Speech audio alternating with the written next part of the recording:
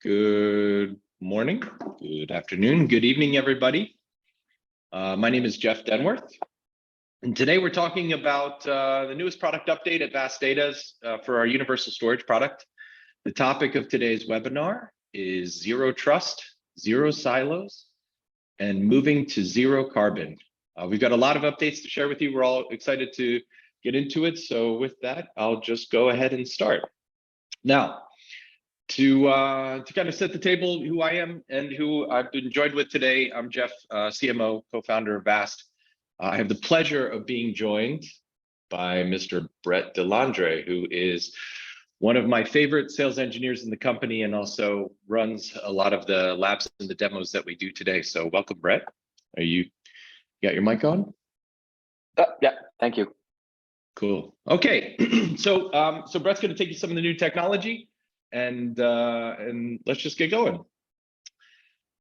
Okay, so today we're going to talk a little bit about what the product is. For those of you that are uninitiated or just starting to get into universal storage, you may not know precisely what we'll sell, so we'll explain that just for a hot minute.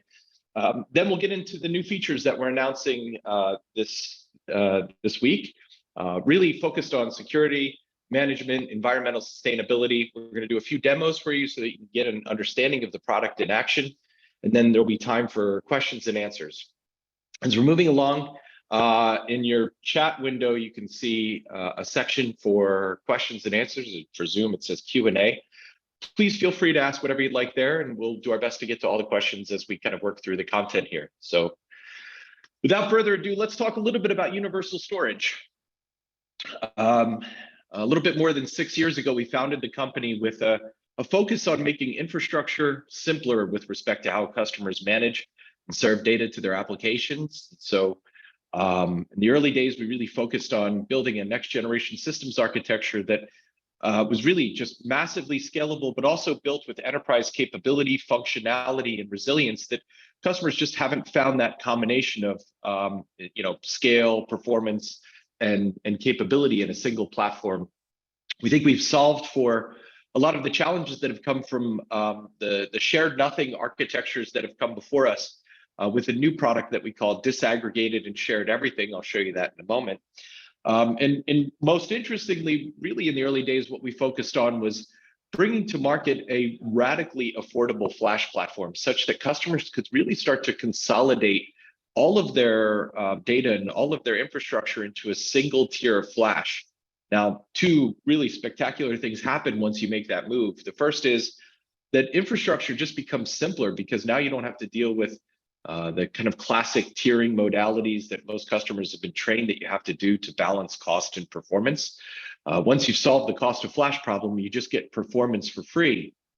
And more importantly, once all of your data lands on a single tier of flash, then the next thing that happens is customers just benefit from the fact that every IO is serviced in real time. So this is really ideal for modern applications that want to process and mine information out of petabytes or even exabytes of data. Once all of that archival data that organizations are sitting on and looking to get value from, once all of that's on flash, well, then insights just kind of follow and it becomes really easy to implement big data and AI applications upon it. And then finally, we'd be remiss without talking about how we're also changing the game with respect to how we take a product to market. We're not a hardware company. We sell very sophisticated software that runs on highly engineered systems.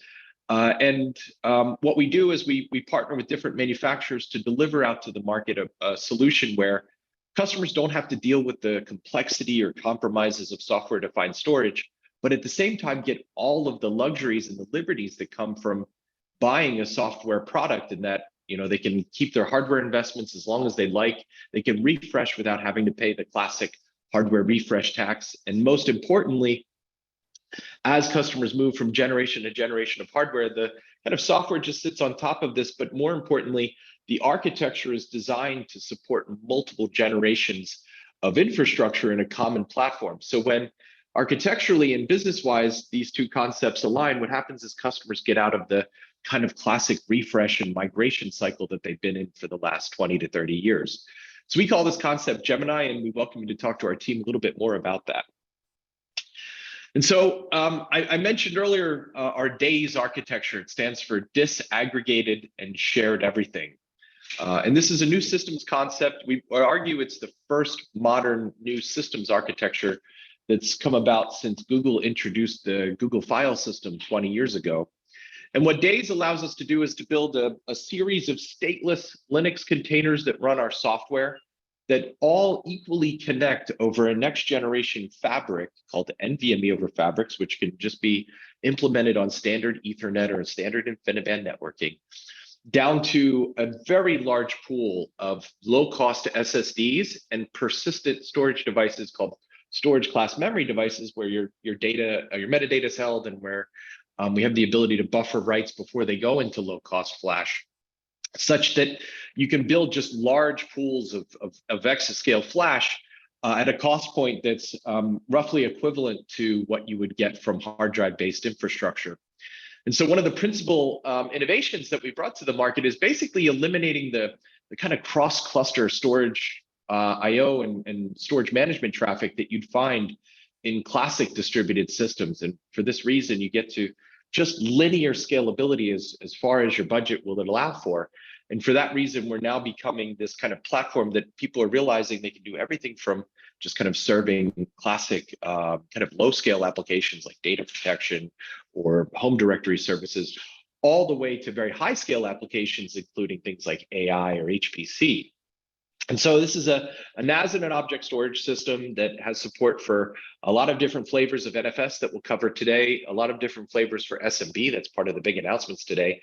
But it's also an object store. It's a fully multi-protocol system. We write all the protocols in-house so customers get the best permissions experience and the best performance experience. And what comes from this is basically just an awesome product to put all of your unstructured data in as you kind of continue to grow the content in your environment.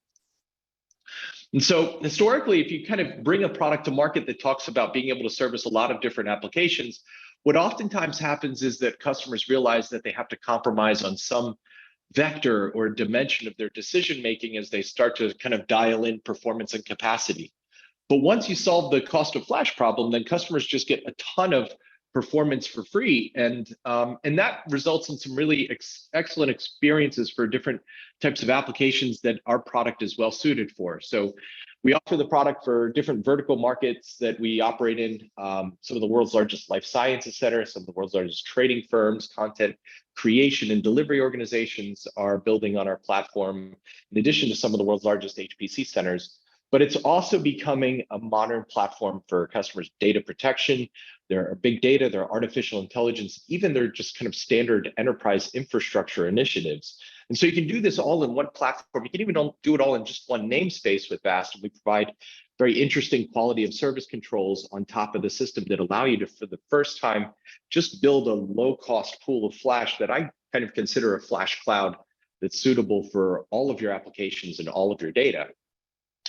Okay, so what's new with this release? Well, the first thing that we're kind of happy to take the covers off of finally is that we are now shipping in quantity our next generation storage enclosure that we announced at the NVIDIA GPU Technology Conference called GTC earlier this year, and spent a lot of time explaining our move towards modern infrastructure by supporting a new storage platform we call Ceres. So this is a concept that we work with a few systems manufacturers on. And basically here, as compared to the hardware platforms that we supported previously, you now get much better throughput from the system. You can read from these single 1U enclosures anywhere between 40 to 70 gigabytes a second, depending upon your configuration. You can write to them up to 10 gigabytes a second. They are designed for density. And so here, within as little as 1U, we can fit 675 terabytes of flash, given modern flash infrastructure. And that number will continue to grow as flash drives continue to increment. And so what we're able to do is basically get better performance density and better systems density out of the system. And then, in terms of modularity, a lot of customers want to start small and then start to build big from there. And by having a hardware unit that we support that is as little as 300 terabytes, it's just an easier byte for customers to kind of make when they want to start the journey of universal storage. And so this is now shipping. There's some interesting design points that we brought to Ceres that it'd be important to call out. The first is from a serviceability perspective, this is our first system where you don't have to kind of worry about cable management. The first system we support where it's basically a fixed unit where you can service the entire collection of SSDs out the front of the rack. You can service all of the IO modules out of the back of the rack. And this storage enclosure that we call a D-box is just designed such that you don't have to muss with cables as you start to build high density infrastructure. It is much more modular, and so you can kind of grow in more incremental price points. It is also from a data center density perspective, we really wanted to get to a point where you could start to build extremely dense racks in terms of the performance that comes from these systems by kind of just moving to this PCI Gen 4 based Ceres concept. Okay, so Ceres is shipping, and it's shipping on a new release that we call 4.4 that is kind of punctuated by a number of different aspects that we find important as we work with customers. I preside over a number of different kind of functions within the company. One of those is product management. And we tend to call the process of defining our roadmap Moneyball. And what I mean here is that we're working with some of the world's largest and most progressive IT organizations in the world, and we really focus on listening to their needs. And you can start to see an evolution of our product trajectory by virtue of the fact that we're working on a broader set of enterprise and cloud customers. And particularly on the topic of cloud, as you start to build a platform or a framework for service delivery that supports the needs of thousands to hundreds of thousands of customers, there is no more important design point than security. And here, we've been working with some of the world's largest cloud providers to build zero trust into the platform such that you can now use it for multi-tenant service delivery at extremely large scale. Today, we're going to announce a few of the features that we've been working on. There's a few more coming online soon that will really kind of recast how customers can deliver scalable storage services with very high levels of security. And so zero trust is like the number one thing that our team is working on as we kind of help organizations redefine how services are delivered in a cloud era. Number two is the kind of concept of universal storage is really focused on consolidating the different types of silos of infrastructure that customers would have to deploy. So you need a very capable and very broadly suitable system in order to achieve that. So there's a number of things that we've implemented in the platform that allow customers to continue that consolidation journey that they've kind of worked on without compromising on things like security or scale or capability. And then finally, we've been studying extensively the carbon footprint generated not only by our storage infrastructure that we support, but also by the compute infrastructure that our storage is designed to support. And we kind of put it all together. We've been studying this market for some time. We realized that smart infrastructure can do a better job of being environmentally friendly to infrastructure than kind of legacy systems are. So we've incremented a few capabilities that take us further down the path of minimizing our carbon footprint, and we'll talk to you about those today. Okay, so let's start with zero trust, and as I think we kind of all are familiar with, cyber resilience and cybersecurity is kind of becoming the number one design point as you have large scale service organizations, either public cloud or private cloud organizations that realize that they have to now build scalable infrastructure that supports the needs of a lot of tenants. These highly secure and mesh architectures are ultimately the kind of basis by which organizations are building their entire businesses upon. And so it's creating a more acute focus on cybersecurity. And for that reason, we've started to build a number of capabilities into the platform that we think are now suitable for delivering security at scale. The first of which is protocol audit. And so today for NFS and SMB services, regardless of the flavor of that protocol, we are now giving customers the ability to do full audit across all of the different data accesses. And so whether you're talking about just standard file access across NFS or SMB, you can basically track every single user activity. you can start to implement a forensics agenda that basically works in real time. And you can look at the capability across a number of different dimensions, right? Who's accessing the different files according to their username or IP addresses, UID, their SIDs, what they're doing in terms of the different file operations that they're going and executing upon the data store. You can find out where that's happening, and then you can zero into precisely the time that that operation happens, so that you can start to do kind of cross-platform forensics where universal storage from VAST kind of participates in that study. And so the system basically just pushes out via JSON a number of different audit files that can be imported into whatever SIM that you are working with today.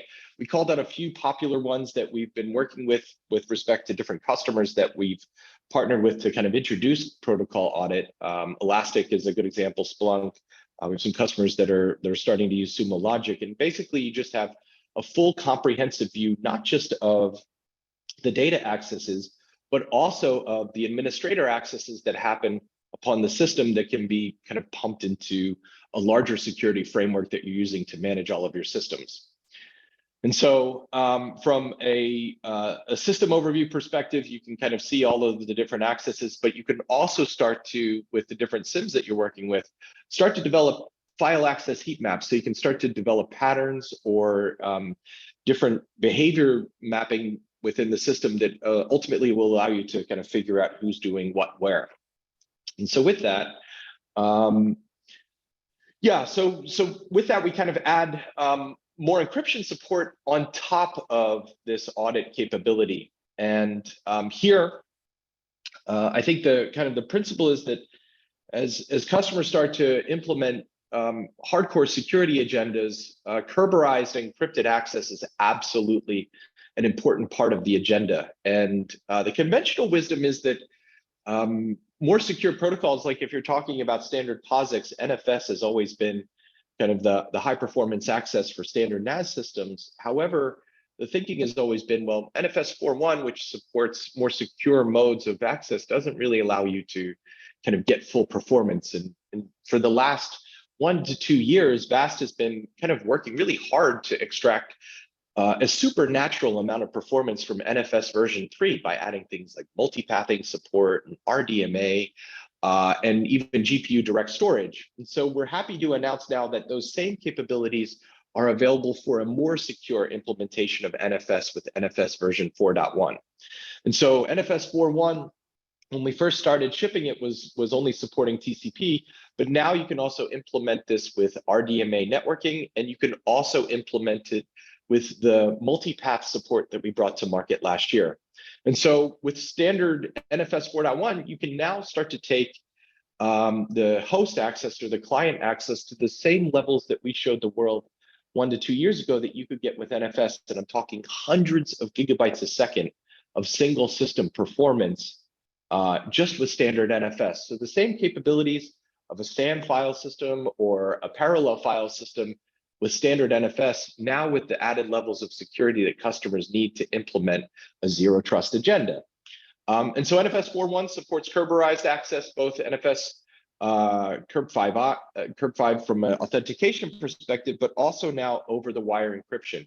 And so end-to-end encryption, both on the wire as well as at rest, are supportable with VAST's NFS offering. And this is absolutely a critical capability for customers that are starting to kind of implement shared services, either public or private cloud, for big data analytics, high performance computing, artificial intelligence, and everything in between. And so, we kind of just wanted to provide a little bit of a comparison. I think one of the hallmarks of VAST is that we work really hard to ensure that standard protocols, not proprietary protocols or proprietary storage drivers, can give customers the performance that they need for their application agenda. And so now there is no distinction between NFS version 3 or NFS version 4 in terms of that capability. We like to say that we've turned NFS up to 11.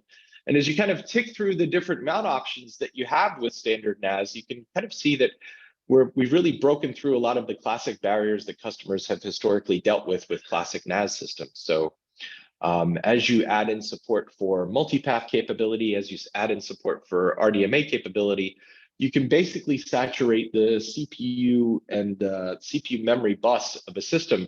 And then when you add the additional NFS multipath drivers that support GPU direct storage, by bypassing that CPU bus, you can take a standard GPU system up to 175 gigabytes a second. That's a single client.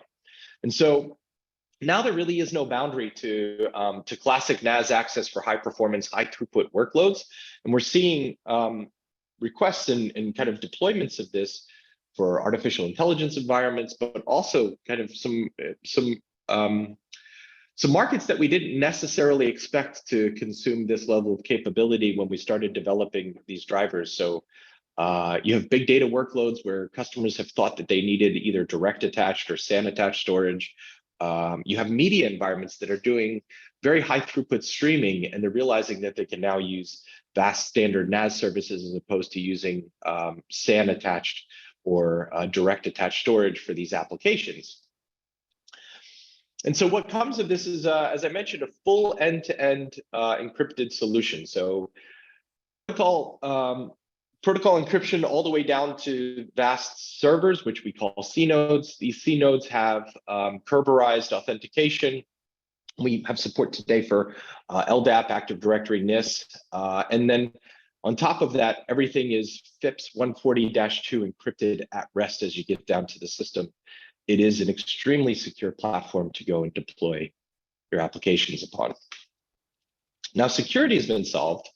Let's talk a little bit about the push towards consolidation that a lot of customers are working on as they realize that universal storage is much more versatile than what they've been kind of working towards before. There's a number of different kind of feature gaps that we've been closing as we take customers to this concept that you really can put all of your data on one scalable cloud of flash. First of those is IPv6. So for certain organizations that we work with, some of them are very simply just out of IPv4 addresses. And so certain government organizations, for example, the US government has made a mandate that pretty much anything that gets bought and deployed as of the new fiscal year, which has just turned, has to be IPv6 compatible. And so we've basically checked that gap. So for large internet organizations that are out of, I would say, kind of application-facing IPv4 addresses, or service providers or government organizations, we're now compatible with IPv6, supporting all the different capabilities that you would expect from an IPv6 systems provider. And now, obviously, you've got much broader IP address ranges that we support as a result. One of the other interesting capabilities, this is something that I think we probably haven't done a great job talking about, and in some respects, this has been a work in progress that we've only been recently kind of really broadcasting out into the market as we move beyond the infant implementations of a global multi-system single pane of glass management utility we call Uplink. So we've now upgraded to the third major version of Uplink, which is a global dashboard that provides customers with a unified view of all the systems that they've deployed out into their estate. Uplink allows for just comprehensive management that can be done outside of your network. And as we've implemented that, we've realized that there's even a stronger security mandate as customers start to kind of think about putting stuff outside of their firewall. So this is a cloud-hosted solution that now features multi-factor authentication so that we can absolutely make sure that whoever's accessing the system is fully authenticated. As I mentioned earlier, this works in conjunction with our auditing system, and we have the ability to implement full account lockout for customers that want to make sure that the people that leave the organization or people that are suspect within the organization can be controlled as they go and access the state of system. So with that, I'm going to turn it over to Brett, who will give you a preview of Uplink 3.0. Thanks, Jeff. So this is the live cluster dashboard to an instance of Uplink. where you'll see at the top that you can access multiple tabs, as Jeff was talking about, for different user management, different alarms, and different audit logging. But when you first log in, you'll notice that you've got a couple cards that look very similar to your on-premise vast data appliance.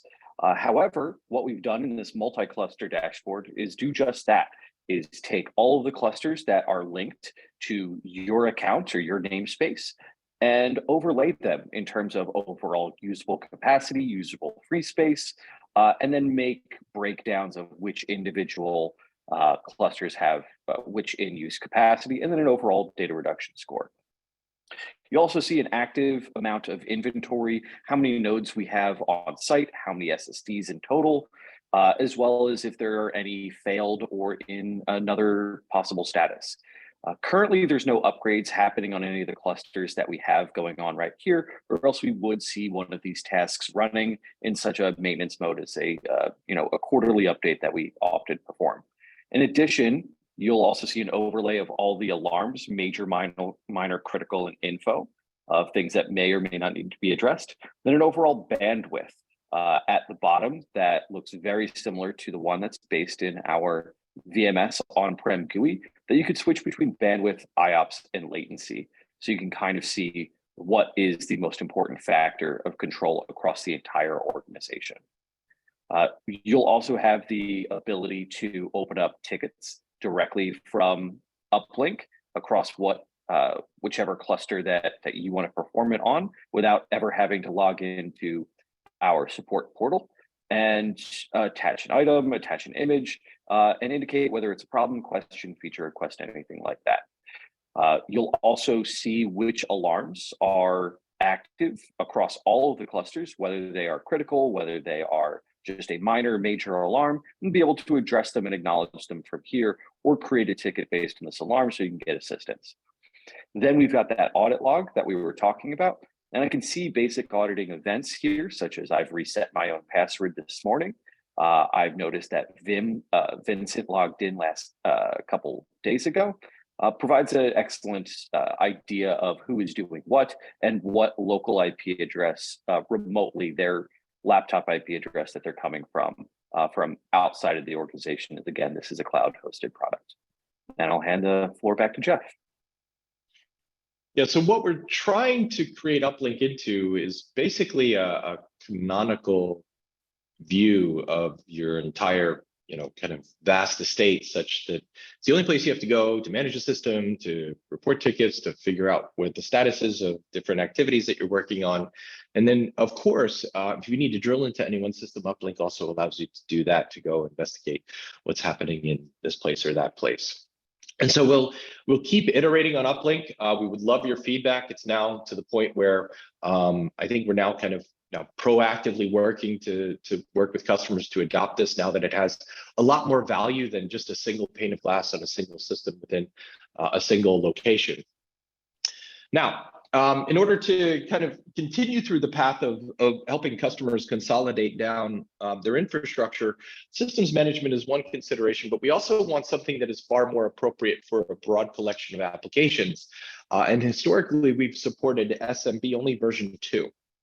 We are now incrementing to SMB version 3, and one of the biggest aspects of SMB version 3 that we are now supporting is a capability called multichannel. And so SMB multichannel allows for our vast clients to basically create multiple network ports on a machine and allow you to kind of broadcast that down to multiple destination ports on our system. And so by being able to, today we only support TCP, but being able to drive multiple TCP streams in parallel, you can get to many gigabytes a second of performance. So far we've seen around 4 times the performance of what I call single path TCP. And it also provides additional level of high availability that you typically don't find in single path file system connectivity. And so, we're today ranging between 5 to 10 gigabytes a second of throughput, depending upon your network configuration. And that makes for an ideal platform for data streaming. Most commonly, you would find this in, I would say, most commonly media environments, although we do find some backup applications that can also benefit from this capability as well. And so now customers are realizing that they don't need expensive fiber channel in order to get high throughput to their Windows machines or their Mac machines, thanks to SMB3 multi-channel. We will continue to increment on our SMB3 capabilities over the next couple of releases, so stay tuned to hear more about that. On the topic of kind of completing protocol capability, the next thing that comes up is a big enhancement to our S3 services that we also support.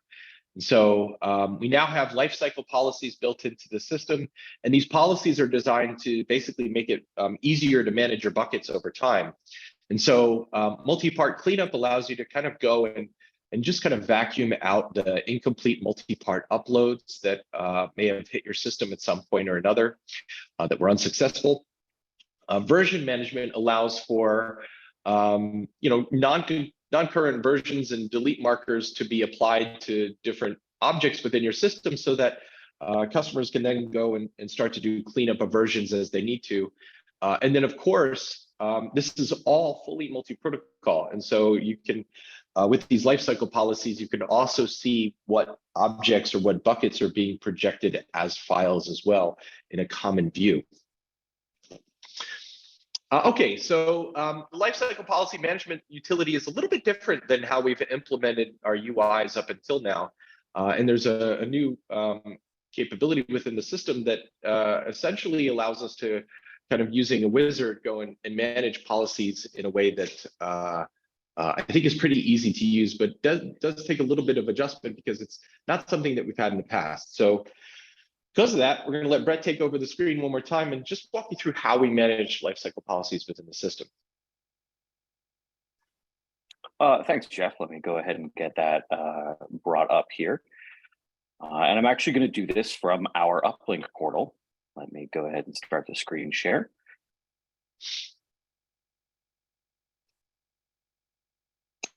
So from uplink, one of the other benefits is you'll be able to actually drill into the local VMS to set up settings such as S3 lifecycle policy management. And from right here on AVNet 202, we'll click on that and jump into the cluster and the local dashboard. This is your local version of VMS, where you're able to see what C nodes you have, what D nodes you have, and so on and so forth. From the left side navigation, you'll navigate through Element Store to a new entry called Lifecycle Rules. In Lifecycle Rules, you'll be able to create a lifecycle rule with the Create button at the top right, where you'll see the management plane go from left to right. The rule name is an arbitrary element we'll just call webinar for now.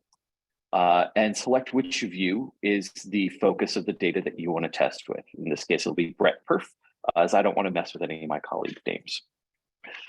You can set up a filter on this data or apply it to all if you set nothing here. But for any of the data that I want to have prefixed with webinar, for instance, and I want to set a minimum object size of 4 kilobyte and 1 gigabyte, we'll have this apply to all the rules that I set in the next two fields. From expiration date of the current object, I can set how often or how when that expiration date will occur, which is in 14 days. For delete expired object delete markers is a little bit of a nuanced approach that depends on your version settings, your version suspension settings, and how many versions that you may or may not have in a particular object. For a lot of S3 workloads that have multi-part uploads, we've created an entry that allows users and administrators to address how to handle incomplete multi-part uploads. If we want to delete those in advance, we could delete those 2 days after the start of the upload. In case that multi-part never finished, we can make sure that that data is cleared out and not consuming more data than necessary. The permanent delete markers of non-current versions allows us to delete previous versions if they are no longer applicable, if they're no longer the current version. And then same thing for the number of newer versions to retain, again, an optional setting that allows you to delete different versions depending on what you set here. And that is our lifecycle rules. Yeah, it's kind of interesting how you can see like the full life cycle expressed through the UI. It's I've never seen a timeline of that GUI before, so pretty cool. Okay, thanks, Brett. Let's get back to it.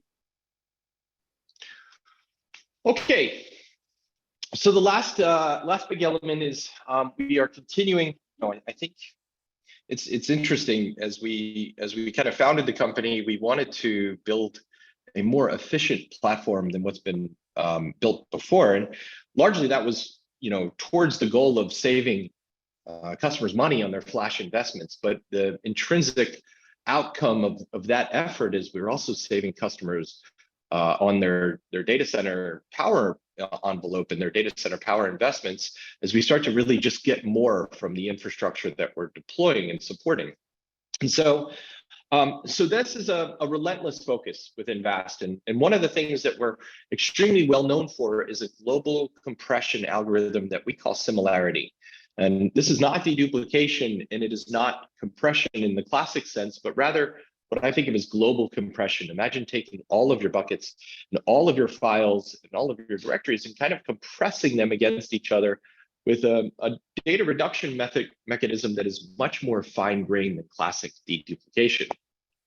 And so what comes of that is even when customers store compressed and pre-deduplicated data on our platform, we can find additional opportunities to save in many cases. And so a wholly unique capability, but the last mile in terms of how we squash down customers' data is a compression activity.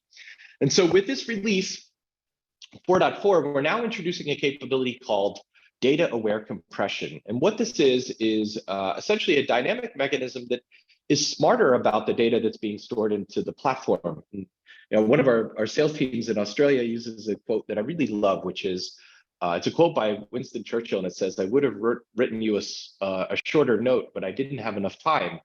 And the interesting thing about the DAYS architecture is we have this big write buffer built of persistent storage class memory, and that allows the system the luxury of time to make smart decisions about how to reduce data and lay data down into your flash estate. And here, by getting that luxury of time, we can also make some more interesting decisions about how to characterize data before we implement a compression event against it. And so essentially 4.4 introduces filters upon data, and we've started with essentially integer-based data and floating point-based data. And essentially, we've got new encoders that get applied as we determine that we find this type of data within a system. And so who benefits from this? Well, it is a little bit across the board, and it doesn't apply to everybody, but we are finding that when data-aware compression kicks in, we can find on average like another 30% increase in our data reduction ratio. And so this kind of compounds on the increases that you've already seen before, but we've seen benefit with CSVs and JSON data, particularly as you kind of fill it up with floats and integers. On top of that, we've seen like just standard patient medical records, DICOM images be reducible. Different time series databases are reducing now. So there's a lot of different places where we're finding this kick in. Of course, you need that type of data in order to realize the benefit, but if you have it, there's enhanced efficiency to be added here. And so one of the other things that we've been observing lately is that customers are now starting to ask us very, very pointed questions about power consumption as compared to other products in the market. I think this is kind of most acute in Europe, as the situation in the Ukraine is forcing different conversations in terms of cost of power within data centers. And what we've done is we've issued a report recently about our system sustainability, and what we realize is that there's just a lot of different advantages that we bring to the table that result in a much better end state for customers. And so on average, when we compare against other products that are state of the art, we're drawing about 80% less power. We're using more than half the rack space with the hardware platforms that we support today.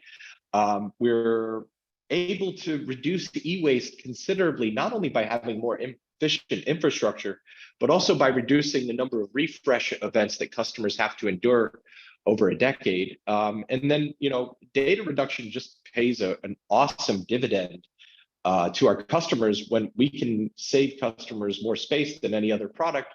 Well, that directly goes to the bottom line when it comes to power utilization. Now, One of the things that we didn't think about when we started is, okay, well, this is a kind of a characterization of that savings when comparing against a classic hybrid storage system here. I think we're comparing against Dell's PowerScale infrastructure. So you get better performance, you get much better power utilization. But the thing that I hadn't considered when we first started working, and we were at a conference where a US government organization was talking about the use of our platform, and they kind of just very casually said, yeah, we saw a 50% speed up in our application time by moving to VAST. And this to me kind of took me back, and we started to stop studying storage, where you can get, of course, big gains against other storage products, but we started studying the resultant impact of compute infrastructures as customers can finally afford to deploy all flash for all of their data. We have some pretty crazy stories where customers with thousands of compute nodes have told us that they see like a 25% wall clock time reduction across all of their pipeline when they move from hard drive or hybrid infrastructure down to a parallel all flash estate with VAST. And so we then started to characterize, well, okay, well, considering that CPUs and GPUs draw far more power within a data center than storage systems, what does that mean in terms of the total data center utilization? And our realization is that if you can accelerate a CPU even by 25% or 30%, that is a far more meaningful amount of power saved than anything you could do on the storage side. And so after studying a number of different deployments that we've done over the last couple of years, as customers make that transition into all flash, and particularly parallel all flash that they get from our platform, what happens is the barriers to kind of IO acceleration get broken down, and our systems start paying for themselves. And the investment in VAST pays for itself just in the form of total cluster power savings or CPU power savings that you would see as compared to deploying your grid or your clusters on hybrid or hard drive based infrastructure. And so this is a big win. And obviously the whole industry is in the process of transforming to all flash. VAST's objective is to bring that time horizon down by a few years versus what the analysts project. And I think our sales are indicative of the fact that that is happening at an accelerated pace. And it's definitely something to study as you start to size your kind of deployment considerations. So we've written a little bit about this. As I mentioned, we produced a report that you can go to vastdata.com/sustainability and go grab. If you want to go to our blog, you can see not only just the discussion about energy savings and e-waste savings, but you can also find information about zero trust. You can find information about these new forms of data reduction and all sorts of other topics that we cover. So we welcome you to go to our website and check out more. So with that, time for Q&A. Brett, I think you're going to moderate this one because I've been staring at PowerPoint the whole time. Yeah, thanks you, Jeff. I've been trying to tackle a couple in chat as we go here. Cool. Anything we need to answer now? There is one that I'm doing some research for Sean, and that is, will Mac OS X support multi-channel SMB at this time or at some point? Yeah, I think the intention was yes. Yeah, I believe so, yes. But as we've been doing this webinar, I've been trying to connect to my Mac in the lab, and it seems it doesn't like my password, so I can't give them a firm commitment, yes, but I believe we do. We'll check on that in a little bit. Yeah. Okay. And then Dika asks, so it can handle big data, and I believe that just means VAST as a whole. Yeah, that's one of our specialties, and I think big data, big data is a very overused term within the market. What we do find is that as customers build data science pipelines, that VAST is becoming this platform, let's call it data lake platform, that you would consider as you move beyond conventional big data data lakes and data warehouse platforms, most commonly Hadoop and the Hadoop file system. S3 is becoming kind of the lingua franca that modern query engines support in terms of the data stores that they most want to work with. I think Amazon has done a great job of popularizing that. And we have built, I would argue, the fastest and the most flash optimized S3 platform in the market. So we've now got a lot of customers that are moving from Hadoop down into all flash S3 using VAST. There's a question here. I can, while you're fiddling with your OSX system, I can answer Joe's question about the probe. So let's start with what's the probe. The probe is a lightweight container that we built that basically goes in and allows for our customers to go and assess the data reduction upside or ability that they would see on systems that aren't VAST-based. So if you have some NAS or some object storage system in your environment today, the probe essentially reads through the data that's in those systems and then punches out some sort of data reduction estimate that you should see with VAST. Data-aware compression has been in the probe since I think about June of this year. So the probe tends to represent a future state of what we expect data reduction to be. The probe team works a little bit faster than the platform team works. And so, yes, we support that, and you can use the probe today to figure out how much additional savings you get from data-aware compression.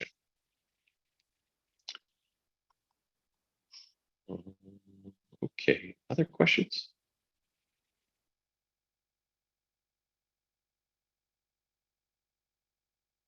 Oh, thank you. How'd you do, Brett? Still having problems. I think when I rebooted Mac Mini remotely, it doesn't like when it wants to try to have me relog in. But I will take that question with you, Sean, to our local M&E specialists and get back to you. Should be pretty easy to confirm once we have access to our Mac in our lab again. Yeah. Okay. Well, the question is OS 4.4 production ready now? That answer is yes. As with all cases, our support team is ultimately the arbiter that decides when those systems that customers have deployed can be upgraded to different versions. However, for all new deployments, those are going out as 4.4, and the field is upgrading the fleet of VAST systems right now to 4.4, and that will be done progressively over the next couple of weeks.